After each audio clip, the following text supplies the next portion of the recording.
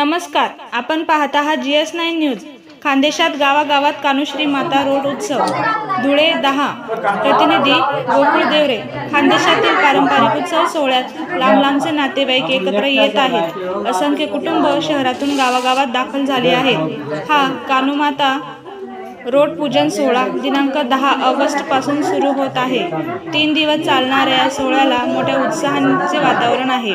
गावे गावे गर्दीने फुलू लागले आहेत। खानदेशात प्रसिद्ध असलेल्या कुलदैवत कान्होमातेचे पूजन शनिवार 10 ऑगस्ट रोजी स्वस्तिक पूजन व भाजी भाकरी रोड पूजन होणार आहे।